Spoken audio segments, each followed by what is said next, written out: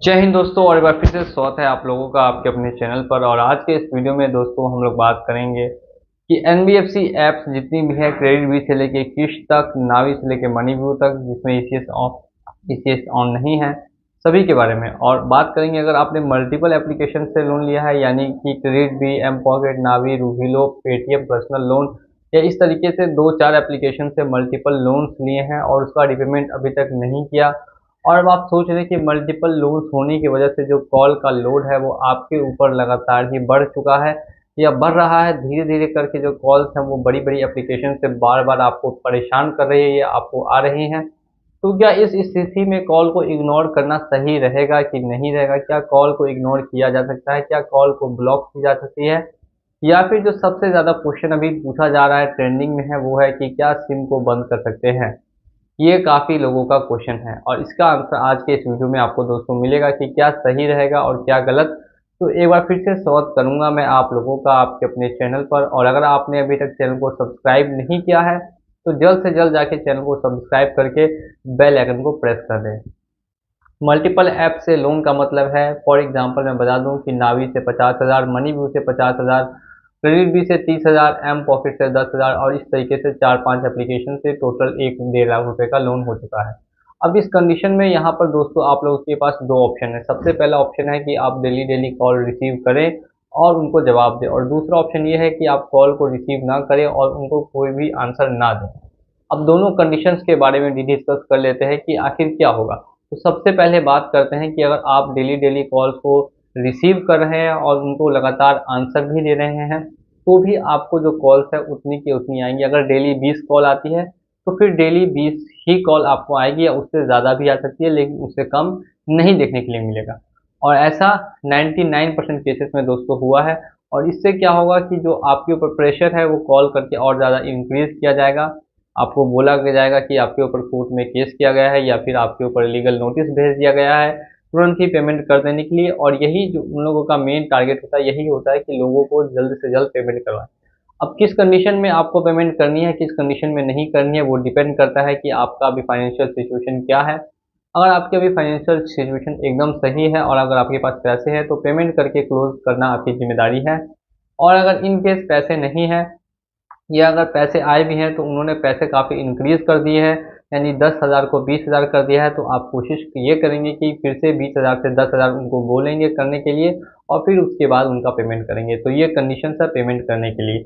और इन condition job ही नहीं है या कोई ऐसी सिचुएशन है जिसमें कि पैसा बिल्कुल भी नहीं है आपके पास, तो फिर आप यहाँ पे इग्नोर कर सकते हैं। आपको क्या करना है वो ध्यान से सुनेंगे और उसको फॉलो करेंगे। तो देखिए, दो स्टेप्स आते हैं जिसमें कि आप कॉल्स को इग्नोर कर सकते हैं। सबसे पहला स्टेप आता है कि आप अननोन नंबर्स की कॉल को ब्लॉक कर दें। मैं स्टेप बाय स्टेप आपको समझा रहा हूँ, इसीलिए आप हमारे चैनल को सब्सक्राइब करके बेल आइकन को प्रेस करेंगे ताकि ऐसी इन्फॉर्मेशन और यूजफुल वीडियोस आप तक सबसे पहले पहुँच सके। और दूसरा स्टेप ये आता है कि आप सीधे सीधे नंबर को ही स्विच ऑफ कर देंगे। तो कौन सा स्टेप सही रहेगा और किसमें आपको फ़ायदा होगा, इसके बारे में बात करते हैं। देखिए, अगर आपने अननोन नंबर्स की कॉल्स को ब्लॉक किया तो भी आपको धीरे धीरे देखने के लिए ये मिलेगा कि 7 डेज, 10 डेज और 15 और 30 डेज, यानी टोटल 1 महीने के बाद आपको कॉल की संख्या 1 या 2 में रह जाएंगी। इससे ज़्यादा आपको कॉल्स नहीं आएंगी। वो भी कॉल ऑटोमेटिकली ब्लॉक होंगी और जो कॉन्टैक्ट्स आपने सेव किए हैं वो सभी कॉल्स आपको आ सकते हैं। लेकिन आपको मैसेजेस आएंगे। जी हाँ, आपको मैसेजेस देखने के लिए मिलेंगे, आपको व्हाट्सएप पे मैसेजेस और कॉल्स देखने के लिए मिलेंगे, वो बंद नहीं हो। अब नेक्स्ट कंडीशन के बारे में बात करते हैं जिसमें कि नंबर ही को स्विच ऑफ कर लिया जाए या नंबर ही को बंद कर दिया जाए। ऐसे कंडीशन में क्या हो सकता है? देखिए, अगर आपने नंबर हमेशा के लिए बंद करवा दिया तो फिर दिक्कत ये होगी कि आप अगर दोबारा पेमेंट करना भी चाहेंगे तो कर नहीं पाएंगे, क्योंकि नंबर तो अब हमेशा के लिए बंद हो चुका है। तो कभी भी नंबर हमेशा के लिए बंद करवाना सही ऑप्शन नहीं माना जाता है।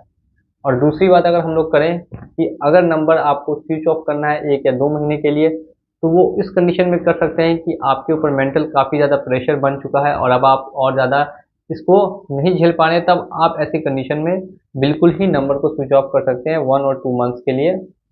और उसके बाद अगर आप दोबारा से ऑन करेंगे तो कुछ कुछ मैसेजेस और कॉल्स आपको आएंगे, लेकिन ज़्यादा नहीं रहेंगे, कम रहेंगे, क्योंकि मल्टीपल ऐप्स का यही सबसे बड़ा दोस्तों नुकसान होता है कि जो कॉल्स की संख्या है वो सभी एप्लीकेशन से आती हैं।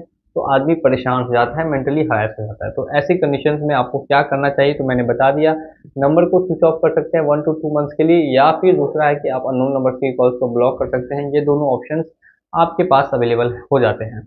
अब नेक्स्ट हम लोग बात करते हैं इससे आपके ऊपर क्या प्रभाव पड़ेगा, कंपनी फिर क्या करेगी। देखिए, इससे दोस्तों आपके ऊपर सीधा सीधा सिर्फ एक प्रभाव पड़ेगा, जो आपका सिविल है वो हिट होगा और सिविल को लो कर दिया जाएगा। नेक्स्ट अगर बात करें तो कंपनी क्या एक्शन ले सकती है, तो दोस्तों अगर कंपनी के रिकवरी एजेंट्स आपके घर के आसपास है तो वो रिकवरी एजेंट्स आप तक रीच कर सकते हैं, पहुंच सकते हैं। लेकिन ये कोई दोस्तों बड़ी दिक्कत नहीं है। रिकवरी एजेंट्स को कैसे हैंडल करना है, कैसे मैनेज करना है, इस पे लगभग 100 से भी ज़्यादा वीडियोस मेरे चैनल पे ऑलरेडी हैं और आप उनको जाकर वॉच कर सकते हैं। मैंने हर वीडियो में आपको समझाया हुआ है 1 to 1 स्टेप बाय स्टेप कि कैसे हैंडल करना है, क्या बातें करनी है, कैसे रिकवरी एजेंट दोबारा घर पे नहीं आते हैं। तो ये कोई बड़ी प्रॉब्लम नहीं है। अब बात करते हैं कोर्ट वगैरह की और पुलिस वगैरह की, तो दोस्तों ऐसा कोई भी एक्शन आपके ऊपर नहीं लिया जाएगा, ये 100% दोस्तों गारंटी है। और इसके साथ साथ ही पर्सनल लोन है तो इसमें आपका सिविल ज़्यादा से ज़्यादा हिट होगा और सिविल को ये लोग लो करने की कोशिश करेंगे। इससे ज़्यादा आपको और बिल्कुल भी टेंशन नहीं लेना है। अगर आपको सिविल की कोई भी चिंता नहीं है तो आप बिल्कुल भी प्रेशर मत लीजिए अपने ऊपर। जो आप अपना वर्क है मेन उस पर फोकस कीजिए और जल्द से जल्द आप अपनी कंडीशन से रिकवर करने की कोशिश करें। मैं शुभकामनाएं देता हूँ आप